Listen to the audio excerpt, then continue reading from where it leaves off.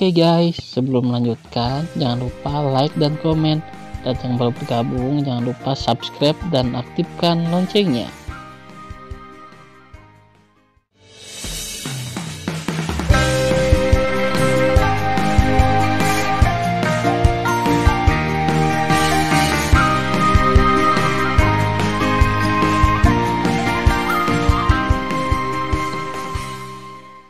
Episode 6. Melanjutkan cerita sebelumnya. Sebulan kemudian, ayah dan anak Bai Yuan, bersama dengan Fang Wuqi, telah tiba di Jiutian Xianhai dan terbang ke tempat yang disepakati di Wulong. 10 hari kemudian, di Wulong dan Ji Bo Yuan, yang bersembunyi di udara, menemukan keempat orang itu terbang, dan mereka bertemu 4 orang.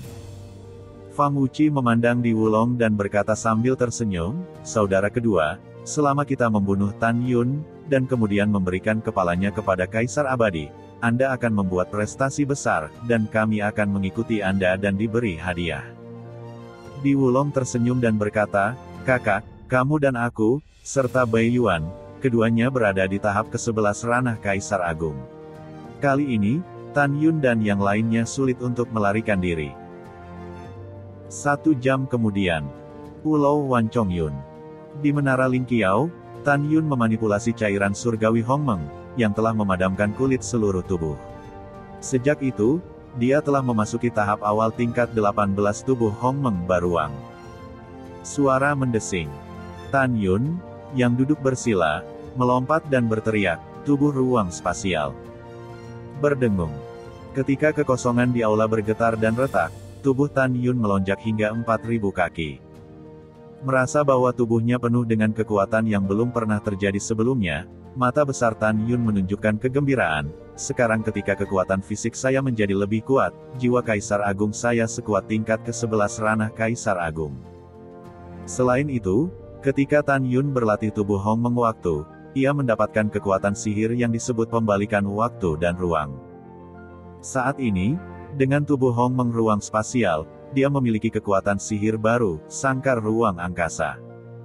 Musuh dapat dipenjara di dalam ruang angkasa untuk membunuh musuh, atau Anda dapat menciptakan waktu untuk diri sendiri untuk melarikan diri. Selain itu, 2 kekuatan sihir sangkar ruang dan arus balik ruang waktu hanya dapat digunakan setahun sekali, dan setiap kali hanya sekejap mata. Tan Yun berkata dengan bangga, "Dengan kekuatanku saat ini, aku dapat dengan mudah membunuh 10 tingkat kekuatan di Kekaisaran Besar. Tidak ada masalah membunuh kekuatan tingkat ke-11 ranah Kaisar Agung. Jika aku bisa melakukan yang terbaik, aku akan memiliki kekuatan untuk bertarung dengan kekuatan teratas tingkat 12 ranah Kaisar Agung." Segera, Tan Yun terlihat sangat bermartabat dan berbisik pada dirinya sendiri, "Aku harus membawa Qian pergi sebelum dia menikah. Jika tidak, jika saya melakukannya pada hari pernikahan, keterampilan saya akan terungkap. Selain itu, jika saya memiliki beberapa kesulitan dalam berurusan dengan orang kuat tingkat 12 Kaisar Agung, dan anjing Kaisar Abadi memiliki kekuatan untuk menantang tingkat 12 Kaisar Agung. Selain anjing Kaisar Abadi, ada beberapa penguasa kota, semuanya tingkat 12 di ranah Kaisar Agung. Jika saya melakukannya pada hari pernikahan, bahkan jika Su Bing dan saya melakukan semuanya, kami mungkin tidak dapat melakukannya. Untuk menyelamatkan Qian, dan akan mengekspos keterampilan kami. Sekarang masih ada 1 tahun, 1 bulan dan 10 hari lagi sebelum Qian menikah. Aku harus pergi ke kota abadi Tongtian." Bertekad, Tan Yun tiba-tiba menyusut ke ketinggian normal dan mengenakan jubah ungu. Pada saat ini, Shen Subing, Yukin, Tang Mengyi, 7 istri memasuki menara lantai 48.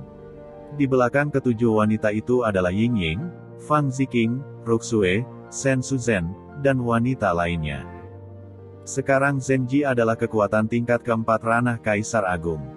Shen Subing, Ying Ying tahap ke-3 ranah Kaisar Agung. Wanita lain adalah tingkat ke-2 Kaisar Agung. "Suamiku, haruskah kita pergi ke kota abadi Tongtian untuk menemukan Qian?" Gigi Shen Subing terbuka dengan lembut dan suaranya indah. "Ya." Tan Yun mengangguk, melihat kekuatan para wanita dan berkata, "Kita harus menghentikan Qian sebelum menikah, Jika tidak, begitu pernikahan dimulai, yang kuat akan menjadi seperti awan, dan kita akan memiliki sedikit banyak keberuntungan dalam perang. Kapan kita akan berangkat ke kota peri Tongtian? Tanya Zenji. Kamu akan berlatih di pengasingan dulu. Tan Yun berkata, aku akan pergi ke kota Tongtian dengan saudara ketigaku nanti. Aku akan memanggil jika perlu. Kemudian para wanita meninggalkan lantai 48 dan kembali ke lantai mereka masing-masing. Saat berikutnya, Tan Yun menghilang dari aula.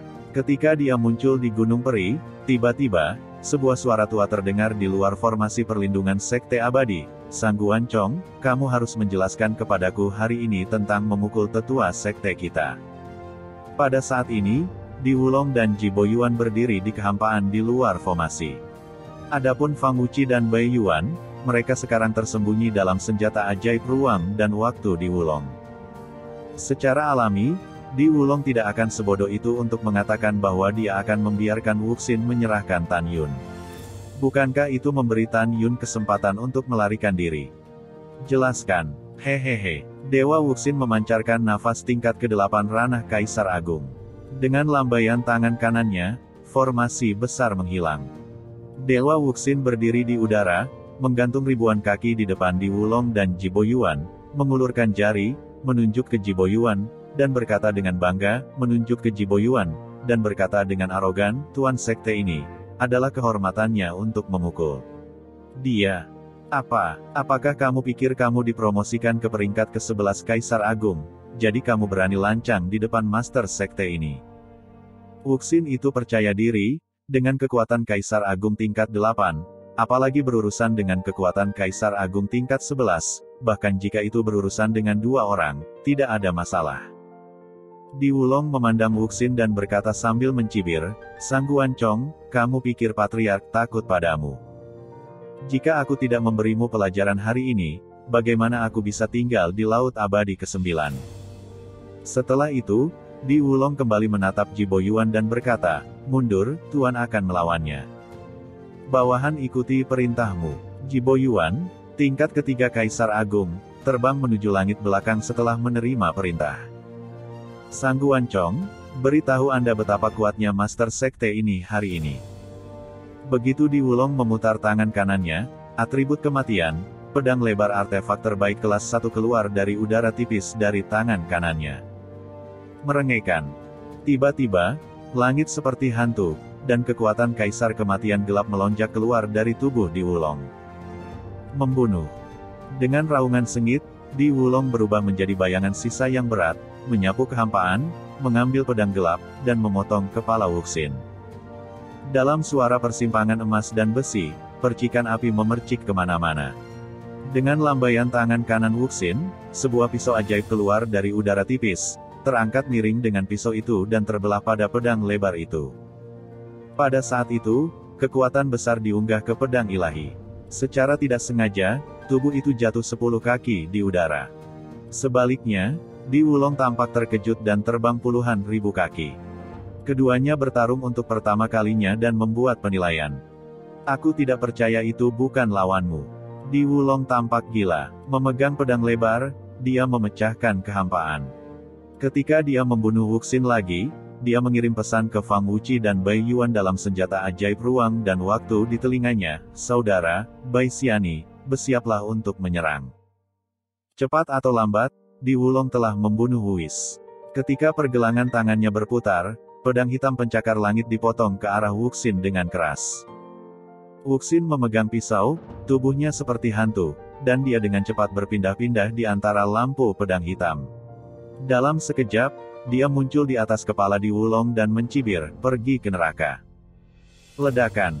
Ketika pedang dipegang oleh Wuxin, langit runtuh dan bilah tajam memotong leher Di Wulong secara horizontal. Tepat ketika dia tidak sadarkan diri dan berpikir bahwa Di Wulong akan menggerakkan kepalanya, tiba-tiba, di samping Di Wulong, 2 orang tua dengan nafas urutan ke-11 ranah Kaisar Agung tiba-tiba muncul. Fang Wuqi menikam tenggorokan Wuxin dengan pedang ilahi.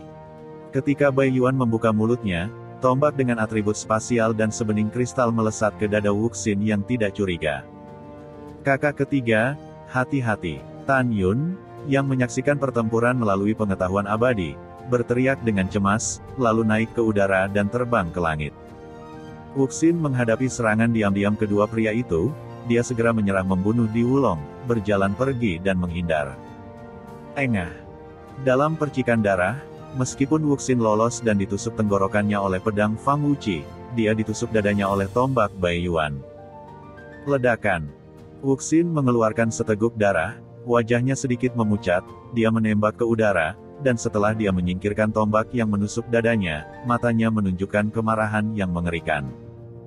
Dia menatap dua tetua di samping Di Wulong dan berkata dengan marah, "Manajer rumah Kaisar Abadi, Marshal Xiaohu, kamu berani menyerang Master Sekte ini.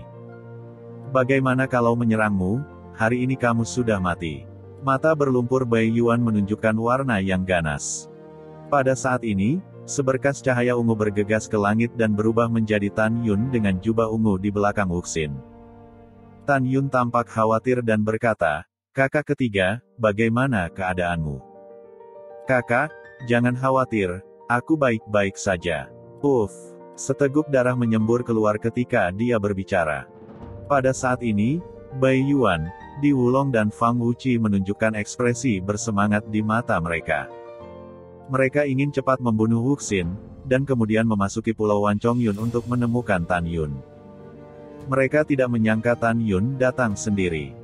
"Tan Yun, kau bajingan, berani membunuh putra bungsuku Bai Xiao." Bai Yuan meraung dengan tombak, "Aku telah mencarimu selama beberapa dekade, tetapi kamu bersembunyi di sini. Grand Marshal akan mencabik-cabikmu." Pada saat ini, Fang Wuqi tersenyum muram dan berkata, "Tan Yun, kamu bajingan yang tidak tahu ketinggian langit dan bumi, kamu berani membunuh Wan Baoshan dari rumah Kaisar Abadi. Hari ini, manajer kami akan menarikmu keluar dari otot dan tulangmu, mengambil kepalamu di lehermu dan memberikannya kepada Tuan Kaisar Abadi sebagai hadiah." Dia tampak khawatir dan berkata, "Kakak, aku terluka. Aku khawatir aku bukan lawan dari ketiganya. Ambil kakak ipar dan muridku dan lari dulu. Aku akan menghancurkan saudara ketiga." Ketika Tan Yun hendak berbicara, Bai Yuan mengubah raut wajahnya dan meraung, "Sang Guancong, sejak Grand Marshal datang, Tan Yun akan mati. Suner dan Canger, demi ayahmu dan kedua pamanmu, bunuh Sang Guancong. Kamu pergi dan tangkap Tan Yun." Dalam hati Bai Yuan, putra sulungnya Bai Sun sudah menjadi tingkat kelima ranah Kaisar Agung. Bai Chang, putra kedua, sudah menjadi tingkat ke-9 ranah Kaisar Agung, yang cukup untuk dengan mudah menangkap Tan Yun. Tidak hanya dia berpikir begitu, tetapi dua bersaudara Fang Wuqi dan Di Wulong, Bai Sun dan Bai Chang juga berpikir begitu. Ayah yang baik, Bai Sun dan Bai Chang keluar dari udara tipis di depan Di Wulong, menatap Tan Yun dengan mata merah. "Dua saudara, mari kita selesaikan Sang Guancong dulu." Dengan suara galak Bai Yuan, dia, Fang Wuqi dan Di Wulong pergi untuk membunuh Sang Guancong bersama-sama.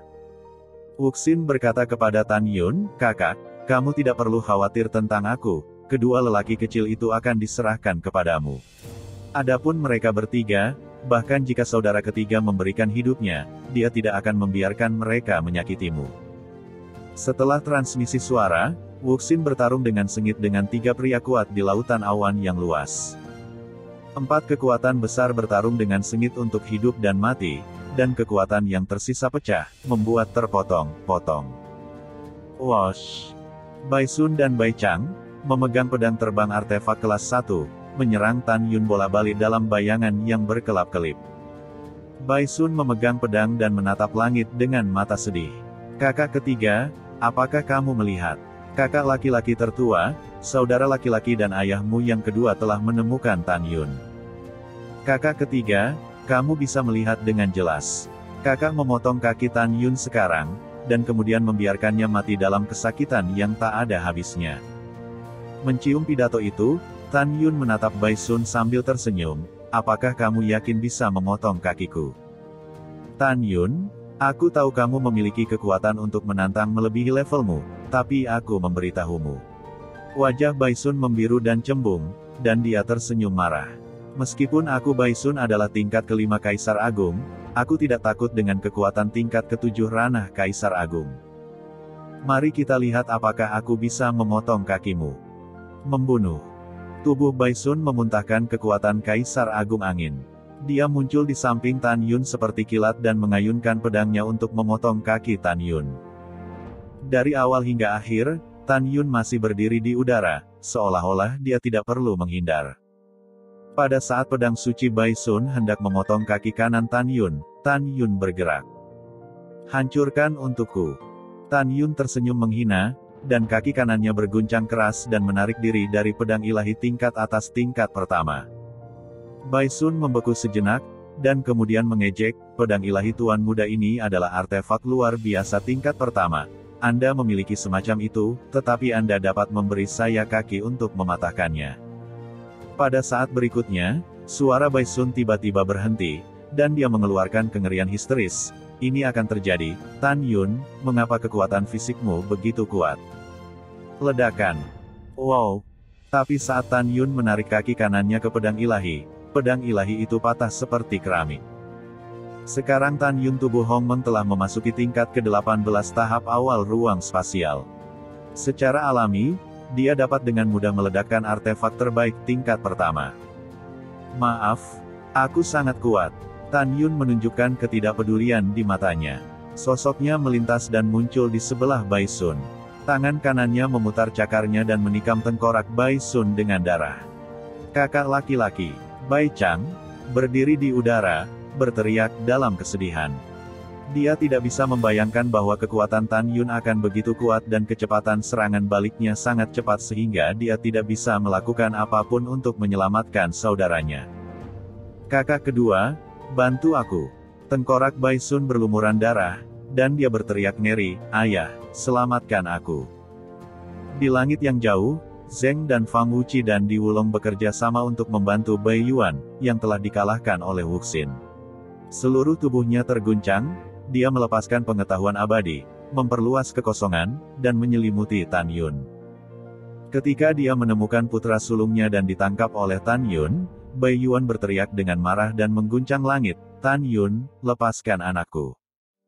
Lepaskan, aku akan melepaskanmu. Tan Yun seperti dewa pembunuh dengan tatapan dingin dan mengerikan. Marsekal Bai, salahkan putra ketigamu karena memprovokasiku. Hari ini, aku Tan Yun, akan membiarkanmu melihat kedua putramu mati. Namun, kamu tidak perlu sedih. Setelah mereka berdua mati, aku akan mengirimmu ke jalan dan menyatukanmu kembali dengan ketiga putramu. Setelah itu, 5 jari Tan Yun di tangan kanannya tiba-tiba membuat sebuah kekuatan, klik. Bang! Kepala Baisun pecah dan jiwanya terbang dalam percikan darah. Anakku, anakku! Bai Yuan kesakitan, pompa. Tiba-tiba, dia lolos dari kejaran Wuxin, dan menebas lengan kiri Bai Yuan dengan pukulan backhand. Saudara yang saleh, jangan gegabah. Fang Wuqi berkata dengan cemas, kamu pergi dan bunuh Tan Yun, Sang Guan Chong akan memberikannya kepadaku dan saudara keduaku.